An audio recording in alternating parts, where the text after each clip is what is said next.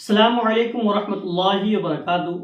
हज़रात मोहतरम, इस वीडियो के अंदर हम गुफ्तगू करेंगे कि जो हजरात रोज़ा नहीं रख सकते हैं वो रोज़े का फ़िदिया कितना देंगे।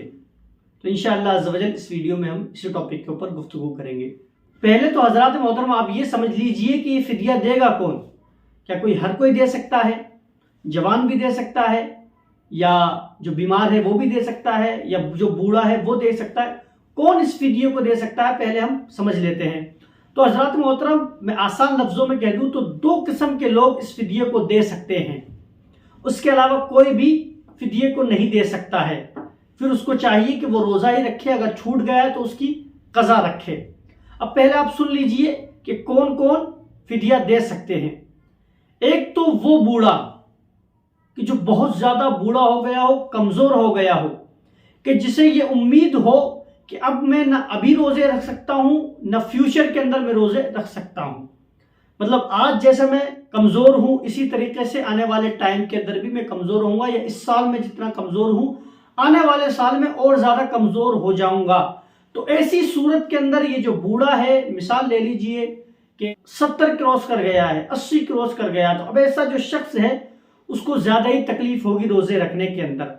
तो ऐसा शख्स अगर है तो उसको चाहिए कि वो फ़िदिया दे सकता है, क्योंकि अब जो उसकी हालत होगी ना, वो ताकत की तरफ नहीं जाएगा, वो अपने जवाल की तरफ जाएगा। अब उसको ताकत नहीं मिलेगी, अब उसको आगे कमज़ोरी ही कमज़ोरी मिलती रहेगी।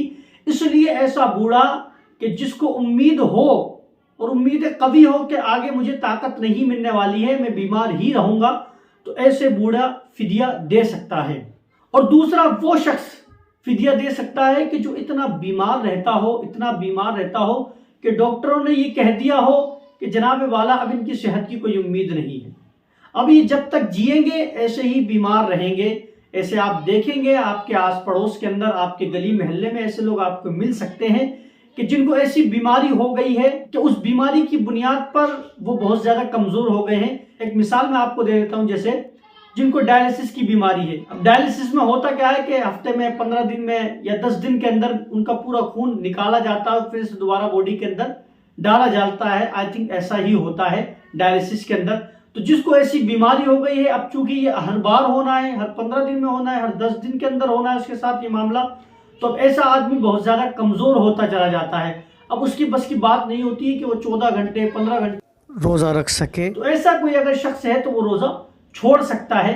लेकिन अगर कोई ऐसा है कि मैं आज बीमार है या इस साल बीमार है, लेकिन उसे पता है कि अगले साल में ठीक हो जाऊंगा, या 2 महीने बाद में ठीक हो जाऊंगा, या 4 महीने बाद ठीक में हो जाऊंगा, तो ऐसे शख्स को इजाजत नहीं है कि वो फ़िदिया दे।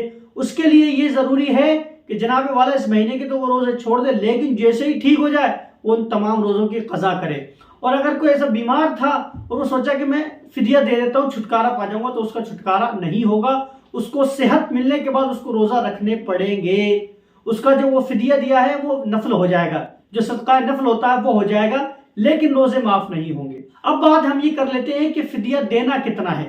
ये हज़रात मोहतरम दिया जाएगा कि एक शख्स पे जितना उसके ऊपर फितरा वाजिब होता है उस फितरे की मिकदार दिया जाएगा। मिसाल के तौर पर हिंदुस्तान के अंदर तकरीबन 2.5 किलो गेहूं जो आप खाते हैं, इसकी कीमत आप किसी गरीब को दे दीजिए। और हाँ, जिस कंट्री के अंदर आप हैं उस कंट्री का आपको ख्याल रखना है। मान के चलिए आप हिंदुस्तान में, तो हिंदुस्तान के हिसाब से आप देंगे। आप अगर सऊदीया, दुबई, कतर, ओमान या यूके, लंदन में, अमेरिका में या कनाडा वगैरह के अंदर है, तो जिस कंट्री के अंदर आप हैं वहां जो गेहूं आप खा रहे हैं उसी कीमत का आपको फ़िदिया देना है। उम्मीद करता हूं कि आपको मसला समझ में आ गया होगा। अगर किसी को ना समझ में आए तो हमें कमेंट कर सकता है और पूछ सकता है। आपसे गुजारिश है कि वीडियो को ज़्यादा से ज़्यादा शेयर करें ताकि लोगों को सही जानकारी मिल सके। वल्लाहु ताला आलम। अस्सलामु अलैकुम वरहमतुल्लाहि वबरकातुहू।